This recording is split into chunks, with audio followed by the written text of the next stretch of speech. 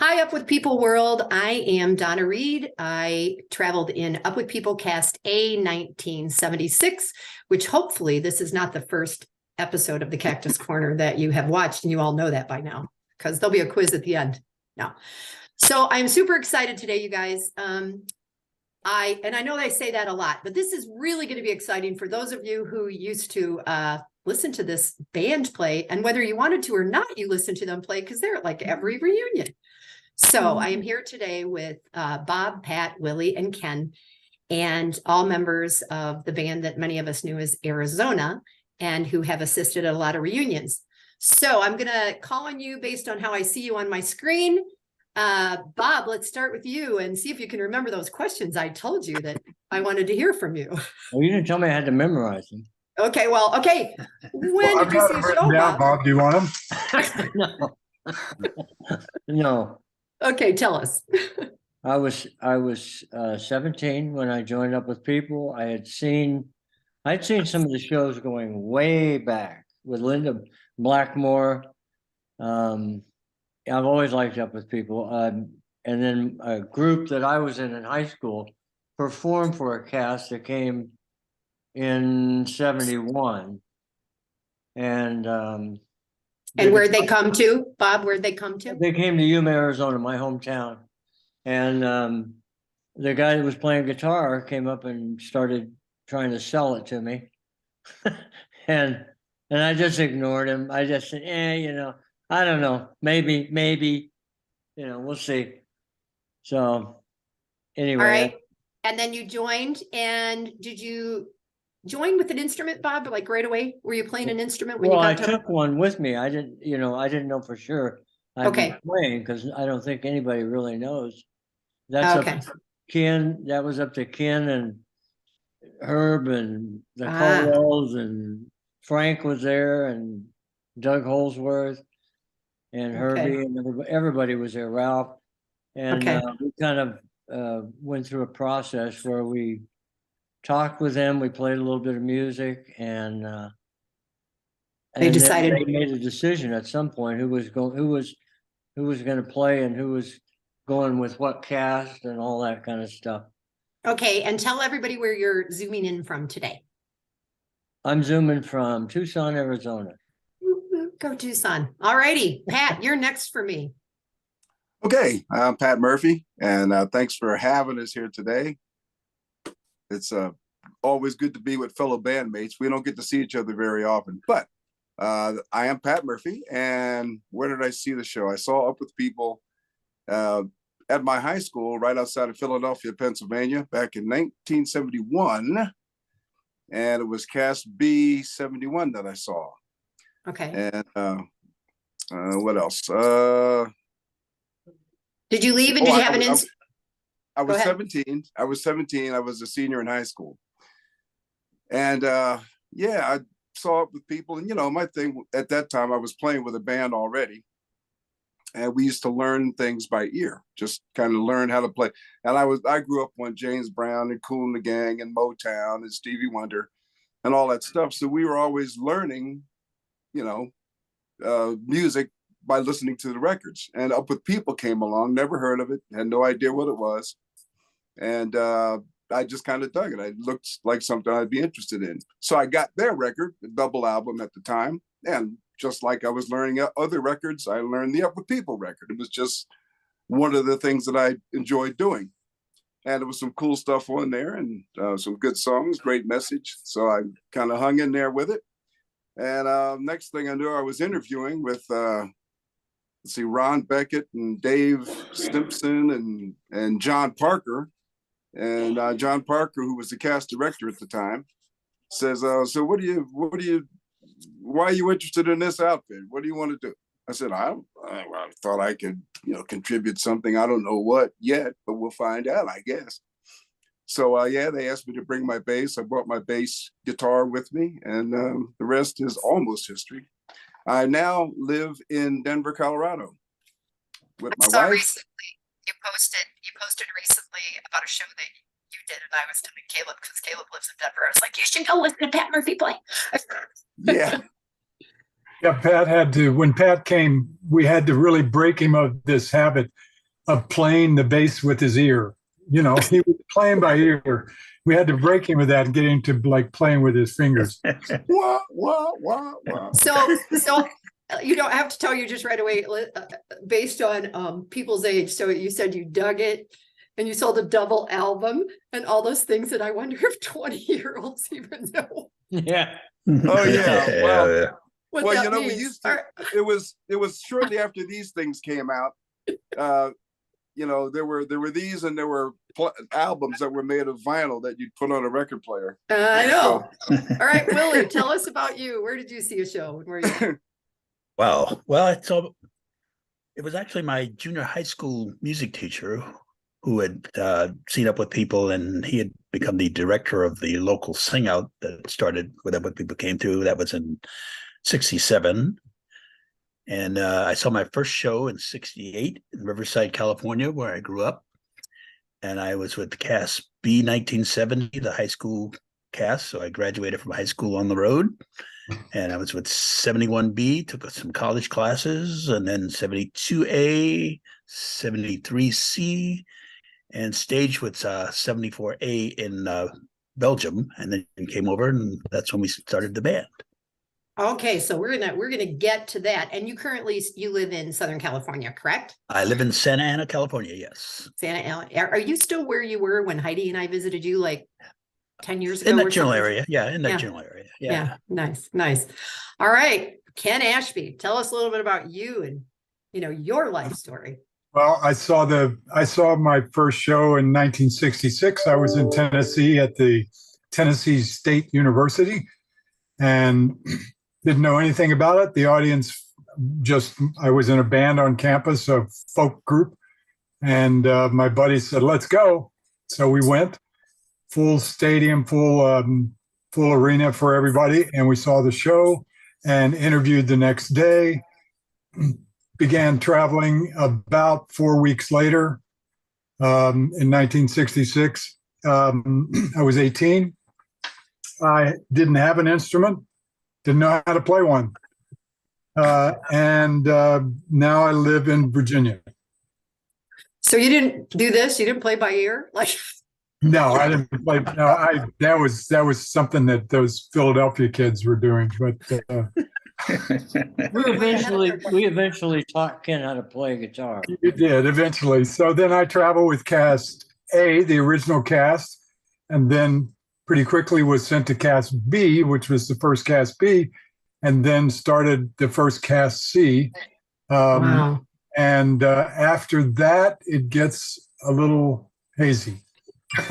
I don't even, Tim Lane and Tim traveled in my cast, and he doesn't even try anymore. There's, any of you who did all those years and all those things. So did the four of you ever travel together in the same cast before you were sort of invited? Yes. You did? Yeah. You all were? Okay. Which cast is that, Willie? That would have been 72A. 72A, Well, right. I was in 72A, yeah, 72A. Well, you were, yeah. We were all in 72A, And Ken, I think you were in and out. 73B. Well, no, I was, you guys were B. Pat and Ken and I were in 73B. Right. That's Okay. right. I was in 73B too. Yeah. Okay. Ken So doesn't remember that, but I do. it's like, racking the brains. And I love the look, Pat. You should see the look on your face of like, hi. I know. It's a long time, going back 50. Can we 50 tell plus years. Can we tell stories now or not? Well, not yet. Story Not time. yet. So Okay. I will tell you that I didn't. So I had a chat with Bob before the surgery that he had recently, so we talked a little bit about, your history. And then talking to David Mackay, like he told me a little bit about how he wanted this person to be in charge of this and this person to be in charge of this and these people to come together. And I was like, oh, and who were you? He goes, I was just the guy that when they called to record an album was the one they asked to do it. What a weird way to be introduced to all of this, right? So apparently you all must have been pretty good because everybody And wanted the you to. surprising thing is he went for it. Yeah. Exactly. Okay, so when did when did Arizona playing together as part of Up With People, when did that separation have to take place? Ken, why don't you tell me your version of what happened there? 1974, I think, right, guys, is when we Well, started. that's where we started. Yeah. That's when we started. 74 is when we started. Right. And I don't know, we were in Atlanta when we got the call that Up With People had to separate from Arizona because Arizona was a profit-making company and Up With But that People was was not. after we had been together for 5 Wait a years. minute, we made profit? When did that happen? Yeah, How we did I never miss made that? profit, but I can't remember, but Ken had to fly to Philadelphia or someplace Yep. and sit in with a meeting of the board of directors. Oh. And he came back to Atlanta and told us, and we called Dave and said, "What do you think?" And he goes, "Great, man. You don't have to share anything with them." No, the idea originally was to pull together people like Bob and Pat and Willie, and who had been in the cast for a while, but maybe there was no place else. Maybe there wasn't another option for us. But Dave wanted to create a group that they could pitch to record companies and have a profit-making arm sort of Up With People. So that's how we came in. Eventually, though, the board decided that, oops, that really didn't fit the nonprofit status. They found out that they couldn't do that. So at that point, we were cut loose, and that's when all the good stuff happened. So before I forget, I want to mention the drummer, Peter, right? So did you have more than one drummer throughout? So Peter Cook, is that how you said his last name? Peter Cook, yeah. And he passed away a couple of years ago, correct? Correct. Yeah. Yeah. Correct. So 75, I have to bring this up because my ex-husband was at the University of Arizona and saw a show there at a stadium.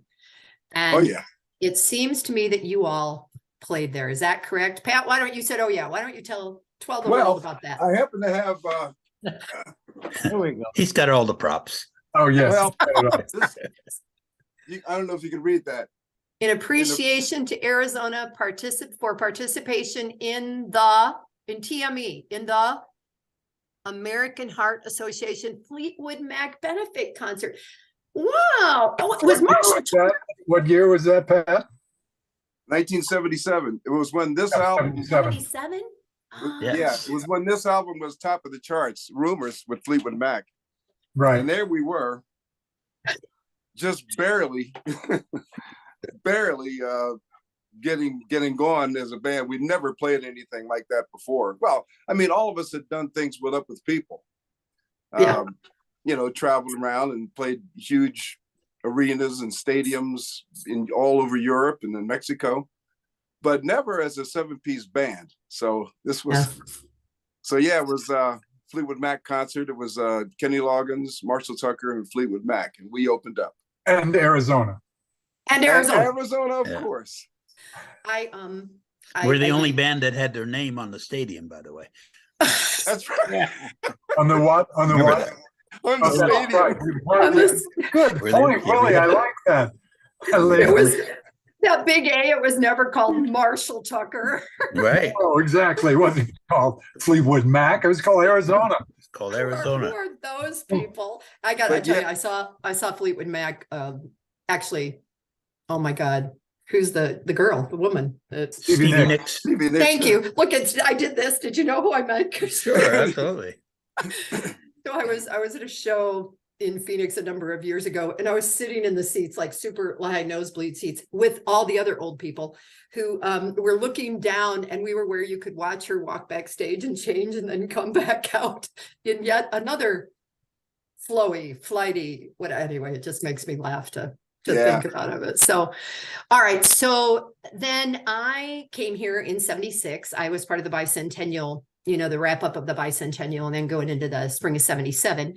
And that's when myself and a lot of alumni from that time frame remember going, was that the DoubleTree? Is that where you guys were playing? pretty rare. And so at that point, were any of you still helping up with people, or were you just living here in Tucson and doing your thing here? Or what was that piece of life like? Willie, why don't you tell me your memory of that? Oh yeah, we worked heavy staging probably like up until 78, 79, somewhere around that time period. You know, Bob and Pat and Ken and everybody would work with the musicians, and Mary and I would work with the singers, and yeah, we had a great time. Yeah, yeah. And you know what? We were also writing for them. We were writing songs for the shows, and then we were recording when they did their albums. We would go in and record. We recorded quite a bit of those albums, right, guys? Correct. Right. What was the? I think What we was did there was a 7. recording studio here that everybody used. What was that recording studio? Leafers. Leafer. Okay. Leafers. I think we Yeah. did seven Up with People album. Wow. right around Wow. there. And Yeah. and It was you know, always you fun, mentioned- going in and working these albums and getting together with Paul and Ken, Herbie Allen, Frank. I mean, all the writers getting together, and they'd come in with their songs, kind of bare bones. And Arizona, as a band, we'd sit there and play through the chord progressions, and they That's work fun. out, finish up the lyrics, and work out the progressions, and then we go and start recording. That's very cool. That playing by ear served you well at some point. That's fun. That's fun. So, all right. So now it's the late 70s. Tell me, Bob, tell me your remembrance of like, how long did you play together? And then how did you kind of then drift off into your new life? Well, we had gone to England and recorded our 3rd album, and actually the 4th album As Arizona, yeah. as Arizona at Dave Mackay's studio, and we got a little disillusioned with the record company at that point, which was RCA England, and Ken and I went and met with the president of the UK, the RCA branch in the UK. And we just basically said, we need you guys to get behind us and help us out a little bit and get us on board with another opening for another band or something. And, or let us go and we'll maybe find a smaller company. And of course, we never heard from them after that. And so There go the profits. I finally literally called them and said, oh, well, what do you want to do? Well, if you guys really want out, I guess you can be out, and that was kind of how it ended. And so we decided to take a break. So we took about 3 months off. Okay. And to kind of regroup and, reapproach the whole situation and what we were going to do. And Ken, we got together and Ken had decided it would be best for him to move on. And I had already had a child and just born, and so things, we weren't making a whole lot of money. And I thought, well, this is probably a good time for me to throw in the towel as well. And because it was going to be redone anyway. Yeah. And so Ken and I left, and I went to work for the police department. Right. Ken went to work for Up With People, and we had some other jobs. I think Ken had a few other jobs, and then the band continued to go for another, a year and a half. Another 2 or 3 Closer to years. 3, about 3 years. Okay. About 3. Okay. Yeah. And so, I had recommended Milton Spaulding, who was also an alum from Up With People, to take my place, or Kevin Brown. Oh, And Kevin was also a student around the time that you went in, I think. yeah. Somewhere right in there. And so they took Milton, and Milton lasted, I don't know, 6 months or so, a year maybe. And then about that time. he decided to go. And so Kevin Brown came in and finished up Arizona. And then the last performance they did was January 1st, New Year's Eve of 1981. Yeah. Oh. Wow, you got a good memory. Yeah. Yeah. Go I Harry, have a played. good memory. The reason I remember is I played with him. Yes, I right. played the very last show with them, and I was all excited and happy and everything, and everybody else was kind of a little bit down. But we got through it and played to a packed house at the DoubleTree, and it was a lot of fun for me because I was already a cop at this point. Yeah. And anyway, that's when it stopped. Everybody kinda went So to- I promised you, or at least said if we had time, I would do this. Ken, what is your favorite story to tell about somebody else here? Well, this is gonna be good. That the Up With People world can hear. we can tell the Peter one about the. Yeah, well, Well, no, Peter's not here. I He can't got do it. that. First off, I think that I just want to say that being in a band with these guys and spending the time we had together with Bob and Pat and Willie and Mary and Peter Kook and Doug Holsworth Right. was one of the most phenomenal experiences. All these guys are so talented. So it was just such a great thing to be with them. And to be part of that group, be part of that Arizona history. It was, I still have my, I was going to show you this. I go like this. I look like I can. Oh, yeah. There you go. What No, is it's that? It's a bracelet. Yeah, that's. Aw. I have my buckle somewhere. I don't have my belt buckle anymore. So the story, I will tell you a story. Pat Murphy, I'll tell you this story. Before Okay.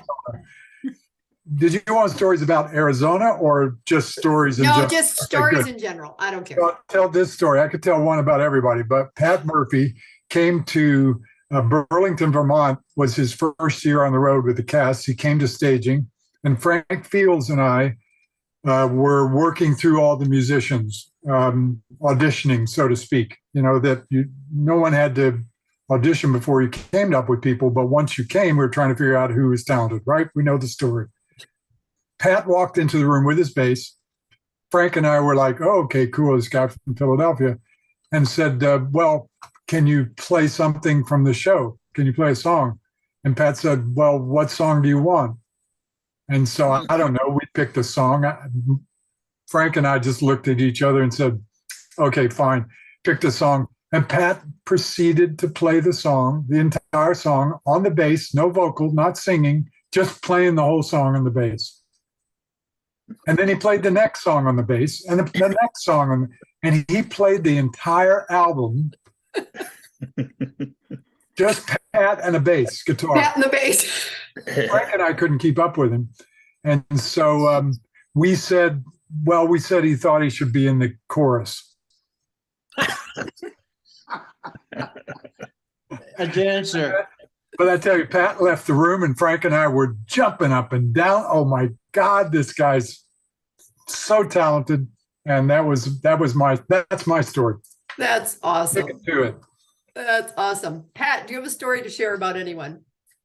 Oh boy, which one do I pick? Well, thank you, Ken. Yeah, well, I'll tell you, it was an honor, as Ken says, to work with everybody in the Arizona band, and with Willie and Ken and Bob, and Doug Holsworth, Peter Kook, Mary Dobbins.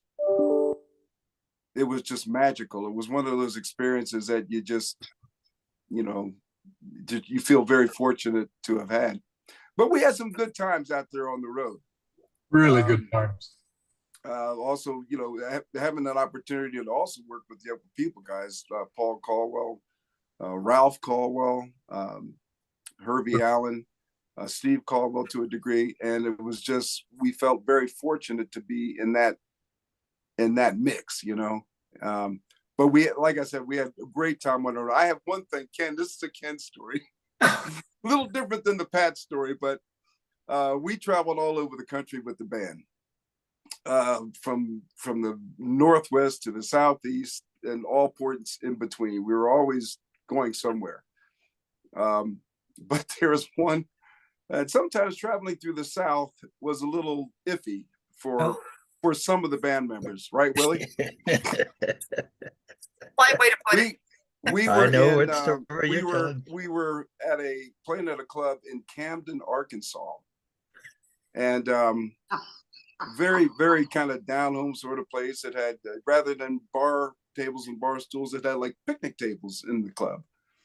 And so we had gotten ourselves set High up. class. We only played high class clubs. Only, yeah, that's right. Only the very finest. But we had gotten set up and we decided to go have a bite to eat before the show that night. So we go into this little diner, cafe, mom and pop place, and had the, you know, the checkered tablecloths and the place settings already on the table. It was real down home. And so we all go and we're sitting at a table and we had made our order. And we noticed, and we looked around, and there's kind of, you know, good old boys kind of sitting there and in the, you know, bib coveralls and this sort of thing. And, you know, just kind of checking us out. We were very odd looking, I'm sure, coming into a small town in Arkansas. And so our dinners come out, and, you know, the salad first. And there was one of those places that has the salt and pepper shakers, and they use the Heinz ketchup bottles for your salad dressing and everything else. They just kind of do it that way. And Mr. Ashby decides that his ranch dressing needs to be shaken up a bit. So he picks up the bottle, he starts shaking the bottle of ranch dressing, not realizing that the lid wasn't on very tight. So he's just shaking away, and this salad dressing's flying everywhere, and it flies on the biggest, meanest looking good old boy at the next table with a big old long beard. And he's just covered with salad dressing down the front. And of course, Willie and I are looking at each other going, Which way you going? How quickly can we get to the door? And so it's almost like, you know, Donna, it's almost like time stood still for a moment to see what this guy's reaction was going to be. And he's sitting there and he's looking at Ken, he's looking at the salad dressing, looking at Willie and I, and he just starts going, he just starts laughing. And thank goodness it just broke the mood. So everybody was into it. And Ken says, "I'm really sorry, man." He says, "Oh, don't worry about it, dude. We're all family here." But That's awesome. Get that one. That's awesome. Oh, yeah. Well, Willie, what about you? You got a story you want to share? Oh boy. Well, this goes to our very beginning. Before we even did our first gig anywhere, we got an invitation to go to Denver to audition at this fancy nightclub thing. You know, all the big stars played it, but we were nowhere near ready for prime time. So we get a call, so, you know, can you come do this audition? And I think we left like on a Tuesday, and the audition was going to be Friday. So we went from Tucson to Denver, and then we're going to go back to Tucson. So we go up, we do the audition. Of course, you know, it was okay, but we definitely weren't ready for that level. But there was a talent agent there, and he said, "Hey, listen, can you guys open up in Estes Park on Monday? You know, hey, paying gig, let's do it." But meanwhile, you know, we'd only packed for like 3 or 4 days, and we're doing this 2-week gig out of town. So obviously, you know, laundry and all that stuff. So I was rooming with Peter Cook in Tucson. We had an apartment down on 22nd and Craycroft. And before we left, unbeknownst to me, Peter unplugged the refrigerator in the apartment, you know, to save energy and all that kind of stuff. Because, you know, we're only going to be gone for like 3 or 4 days. We come back. Well, now we're gone for like 2 weeks. So we get back to the apartment, and I opened the door, and it was like somebody died in that apartment. I mean, the refrigerator, you know, milk and cheese, and it was. I'll never forget that. We laughed. Peter and I laughed about that for ages. You know, have you unplugged the refrigerator lately? You know, so that was one of my fond memories of Peter. He was. I really missed the guy. You know, we were roommates a long time. So the computer's telling me we have 10 minutes. Bob. I got a 10-minute story. No. You got like a 4-minute story because I have more to do. Come on. Well, my favorite Ken Ashby story was we were playing in Scottsdale at a Ramada Inn, and my sister lived in Scottsdale, and she had a boss named Tommy, and Tommy and his wife came to see us. And we were playing, so I went up to Tommy and I said, "Tommy, did you bring your teeth?" Yeah. And he said, "Yeah, I got them right here in my pocket." And I said, "Well, you see that guy right there that's And I pointed to Ken and I said, he's going to be singing Feelings this next set. So when he does, I want you and Becky to come dance up close to him and then flash him a big smile with your teeth in. And Tommy's teeth, he had made, a relative was a guy who made dentures, and he made, these are real teeth. I mean, they're real dentures, and it's got abscesses and bucked out and yellow and all kinds. It's just horrible. And Tommy's a real good looking guy, but these teeth are ugly. They fit right over his teeth. My Lord. So sure enough, Ken starts singing Feeling, gets real serious, and Tommy comes up with his wife and they're dancing, and Tommy flashes him a big smile, and I go, Ken, look at that guy's teeth. And Ken's like absolutely trying to stay straight and sing his song. I said, Ken, look at that man's teeth. Have you ever seen teeth? Jeez, look at how ugly that is. And Ken's doing this with his hand. He's like, stop, and pretty soon, and I'm screaming at him because I'm dying. I got tears running down my face. And finally, Ken turns around, but you shut up. At the end of the night, I introduced him at the end of the thing, and he said, I'm gonna kill you. But that was the funniest thing, practical joke I ever played on Ken, because it was amazing. Oh, that is. And there have been a few. Yeah. I'm sure There have been a lot. over the years. He got me once at the Santa Rita Hotel too. Yeah. Yeah, Bob got you. Yeah. Oh yeah. Well, we'll have to do a Arizona band part 2. Okay, I want to ask quickly, from an Up With People perspective, is there a song that you collaborated on or you really, really like? I'm just going to say, Don't Tell Me Roads, because everybody says that, or Moonrider. Like, is there anything that was a little bit more unique that you helped with, that you helped write, or that you played that really means something special to you? Oh boy. Yeah. Which ones did you like? Well, I told Paul Caldwell I didn't like I Don't Want to Rule the World. And he just said to me, he goes, they can't all be Grammy winners. Hey, but that brings us to another great Ken Ashby. Those are the stories about Ken. That's We're thinking about the Harry Chapin concert and the song that we sang. So that song there, Ken, I mean, I don't know if you want to go ahead and. What was that? you're talking about Save the Dancer? Yeah, Oh, Yeah. What happened?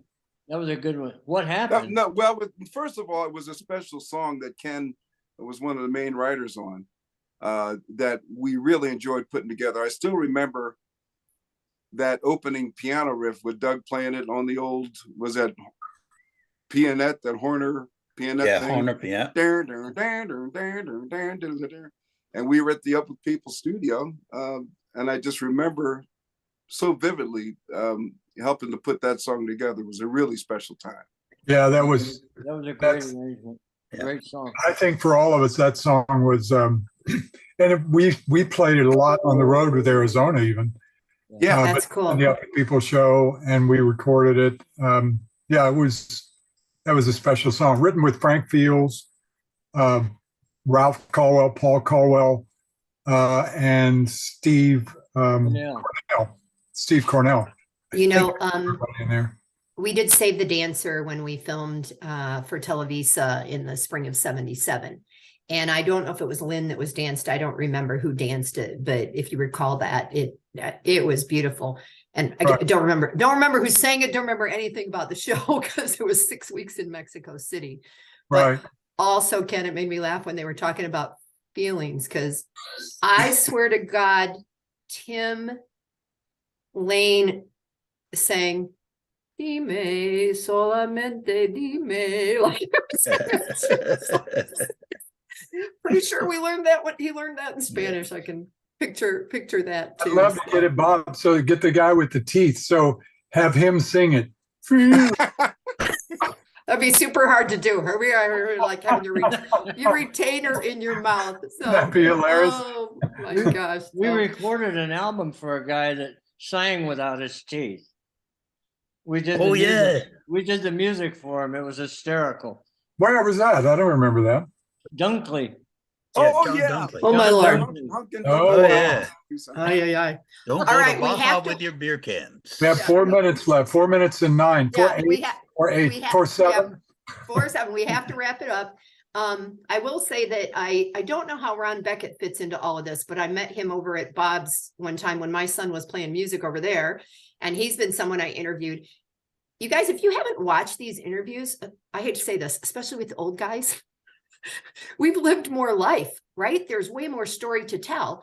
And yet simultaneously talking to the kid that was the cast manager who was from China in 2020, whose parents told him about COVID before we in the States believed it was going to happen. It's freaking fascinating. It's been fascinating for me. Yeah. I am so grateful that you took the time to do this today. I will share it, tag you. Please share with your friends. I know that a lot of people will be anxious to hear your stories. Willie's probably the one I know the best because I've, was on the board of governors with Willie, and Bob I've gotten to know a little bit here in town, but I appreciate you all. And I'm super excited that at least Thank 4 you of for doing this. Thank you, doing Don. The these. interviews have been great. And Will, I haven't seen you since your new do, man. Oh, You- who are you talking to? Ken has hair. This side of my screen, they got the hair. These guys over here, not so much. So anyway, all right. Happy Thanksgiving, you guys. Again, appreciate you. I'll send you the link when I make it live, and probably see you maybe next year, summer, Thank you. because I think it's the last reunion. So hugs Thank and you. kisses. Thank you. Oh, Bye, great you to see guys. everybody. Bye.